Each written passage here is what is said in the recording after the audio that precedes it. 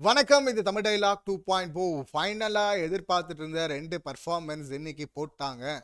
முதல்லே பார்த்தீங்கன்னா சௌந்தர்யாகலாம் solo performance வந்துருச்சு. வைல்டு கார்டாக புதுசாக வந்தாங்கல்ல, அவங்கள கணக்கில் எடுத்துக்க வேணாம். இப்போ போட்டியில் இருக்காங்கல்ல 8 பேர், அதில் எல்லாருடைய பர்ஃபார்மன்ஸும் வந்துருச்சு. சௌந்தர்யாகலாம் சோலோவும் கொடுத்துட்டாங்க. அதுக்கப்புறம் 2 பேர் சேர்ந்து ஆடுறதுக்காக கவரில் சாங் வச்சு சஸ்பென்ஸ் அப்படின்லாம் கொடுத்துருந்தாங்கல்ல.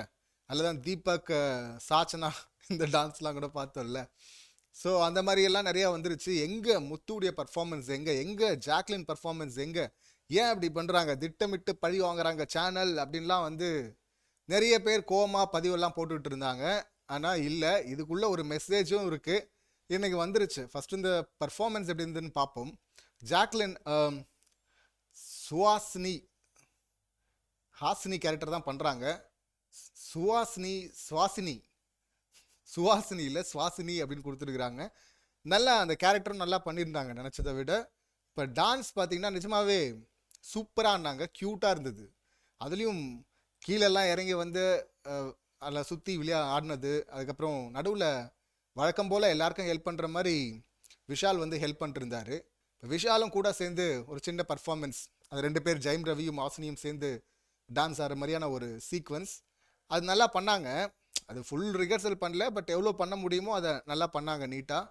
எல்லாத்த விட ஹைலைட், விஷால் அங்கேருந்து முடிச்சுட்டு அவர் கிளம்புறாரு. கிளம்புனதுக்கப்புறமா இது எல்லாமே ட்ரீம் அப்படின்னு சொல்லிட்டு தலையில் தட்டிக்கிட்டு ஒரு ரியாக்ஷன் ஒன்று கொடுத்துருப்பாங்க. செம்ம பிச்சுட்டாங்க. இதுதான் தேவை, இதுதான் இன்ட்ரெஸ்ட் ஆக்கும். சூப்பராக பண்ணியிருந்தாங்க. அது நல்லா பர்ஃபார்மும் பண்ணுறாங்க, நடிகலாம் நல்லாவே. சீரியல் பக்கம் போயிட்டாங்க அப்படின்னு நினைக்கிறேன். சீரியல்லாம் பார்த்ததில்லை, படத்தில் சின்னதாக கேமியோ ரோல்லாம் வந்துருக்கிறாங்க. இனி நல்லா பண்ணலாம் அப்படின்னு நினைக்கிறேன். அந்த ஹாசினி வந்து கொஞ்சம் குண்டாக இருந்தால் எப்படி இருக்குமோ அப்படி இருந்தாங்க. பட் செம்ம க்யூட், டான்ஸ் நல்லா இருந்தது, சிங்கில் இருந்தது. ஸோ ஃபார் நம்ம பார்த்ததில் சிங்கில் இருந்தது அல்லவா கரெக்டாக இருந்தது இவங்க தான் அப்படின்னு நினைக்கிறேன்.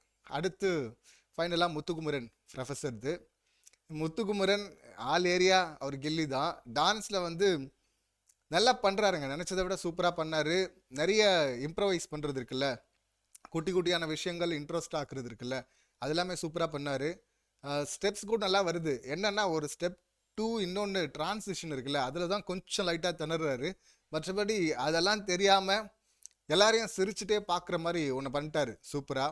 மேலே அவரும் பார்த்தீங்கன்னா கீழெல்லாம் இறங்கி வந்து டான்ஸ்லாம் ஆட்டிருந்தார். இல்லை குறிப்பாக அந்த சாங் இது போட்டிருந்தாங்க, ஏன் வீட்டில் நான் இருந்தேனே அப்படின்னு சொல்லிட்டு. விஜய் சேதுபதி சாரே அப்படி தான் ஆடுவார். அவருடைய பாடி லாங்குவேஜை பிடிச்சிட்டு அந்த லெட்டர் எழுதி கொடுத்தேன் பிளட்டால் அப்படின்லாம் வரும்ல, அதுக்கு வந்து ஆல்ரெடி ஒரு லெட்டர் பேக்கெட்டில் எழுதி வச்சுருந்து அதை எடுத்து காட்டினது, அது சூப்பராக இருந்தது. விஷாலும் இங்கேயும் ஹெல்ப் பண்ணிட்டு இருந்தா. அப்படி ஜாக்லின் ஆகட்டும் முத்து ஆகட்டும், விஷால் சொல்கிறத அப்படியே காப்பி அடிக்காமல் அவங்களுக்கு என்ன வருதுன்னு அவங்களுக்கு தெரியுது இல்லை. ஸோ அந்த ஸ்டெப்பை வாங்கி அவங்க ஸ்டைலில் 2 பேருமே பர்ஃபார்ம் பண்ணியிருந்தாங்க. அதுவும் நல்லா இருந்தது. இங்கே முத்து அதுக்கப்புறமா கீழே வந்து மறுபடியும் ஸ்டேஜ் ஏறுறாரு. ஸ்டேஜ் ஏறும்போது சௌந்தர்யா அவங்களும் மேலே போயிட்டாங்க. சௌந்தர்யா மேலே போனதும் பார்த்தீங்கன்னா ஸ்டேஜுக்கு மேலே அவங்க டான்ஸ் ஆடுறன்னு போனதும் உடனே வர்ஷினி ரியா இவங்களும் வந்துட்டாங்க ஸ்டேஜுக்கு. அது வரையும் அங்கே கொஞ்சம் ஏதோ சமாளிச்சுட்டு இருந்தவர் பார்த்தீங்கன்னா திடீர்னு அவர் இறங்கிட்டாரு ஸ்டேஜை விட்டு. இது பர்ஃபார்மன்ஸியா அப்படின்னு சொல்லணும்னு தோணுச்சு. அங்கே கீழே இறங்கி சூப்பராக ஒன்று பண்ணார்.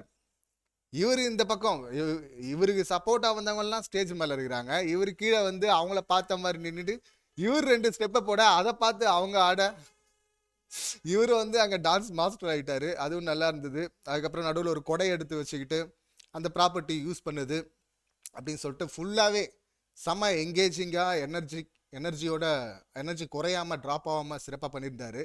அதான் எல்லாருமே சொல்லிட்டு இருந்தாங்க. இதில் கடைசியாக நம்ம ஜூஸ் குமார் 2 பேருமே சூப்பராக பாராட்டினார். எல்லாருமே பாராட்டினாங்க.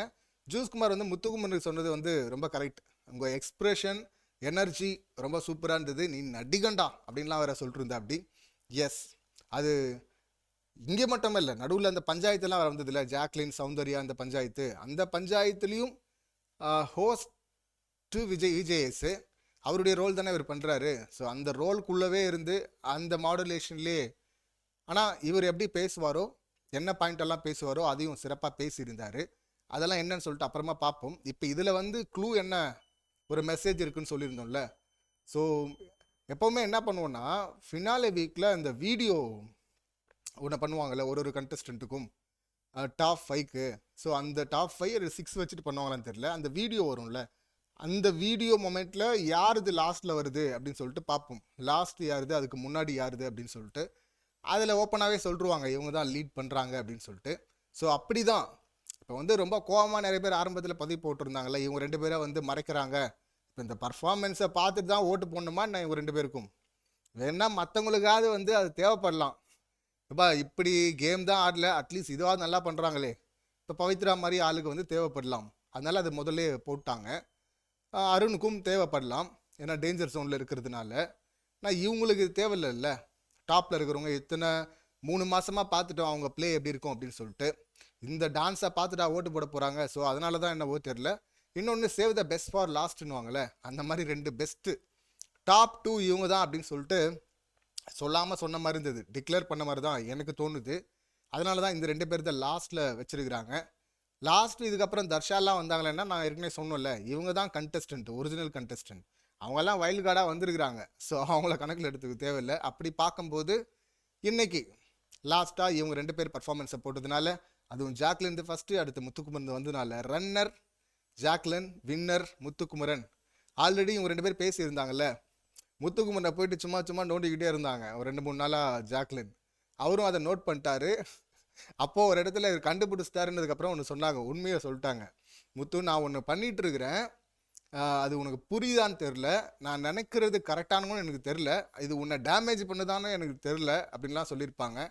எல்லாம் எனக்கு புரியுது ஜாக்லின், நீ வந்து ஒரு 2-3 நாள் முன்னாடியே இது ஆரம்பிச்சிட்ட, நான் பார்த்துக்கிட்டு தான் இருக்கிறேன். இத்தனை நாளாக 80 நாளாக இருக்கும்ல, இது கூட தெரியாதா எனக்கு அப்படின்லாம் சொல்லியிருப்பாரு. ஆமாம் முத்து, நீ தானே சொல்கிற காம்படிட்டர் அப்படின்னு சொல்கிற, நீ எனக்கு காம்படிட்டர்னு சொன்னதுக்கப்புறம் நான் இது கூட பண்ணலன்னா எப்படி முத்து அப்படின்னு இவங்க. அவர் சொல்லி லெட்ஸ் மீட் ஆன் ஸ்டேஜ் அப்படின்னு அவர் சொல்லியிருப்பாரு.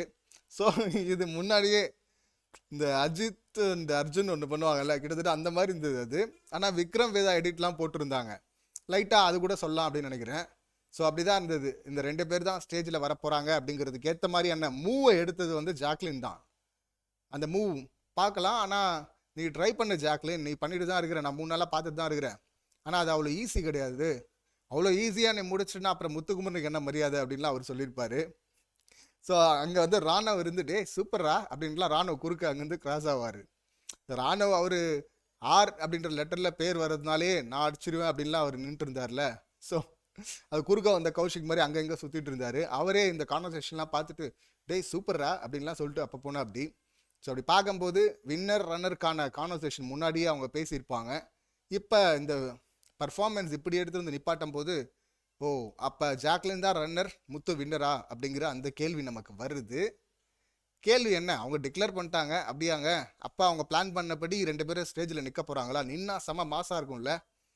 ஒரு 2 வாரம் முன்னாடியே அவங்க பேசி இதுதான் கரெக்டாக நடக்கணும் அப்படின்னு சொல்லிட்டு அவங்க ஆசைப்பட்டது, ஜாக்லின் ஆசைப்பட்டது நடக்குதா இல்லையா அப்படின்னு சொல்லிட்டு வெயிட் பண்ணி பார்ப்போம். இந்த சம்பவங்களை நீங்கள் எப்படி பார்க்குறீங்க, உங்கள் கருத்து என்ன அப்படிங்கிறத கமெண்ட் பண்ணுங்கள். மீண்டும் அடுத்த வீடியோவில் சந்திக்கலாம். நன்றி, வணக்கம்.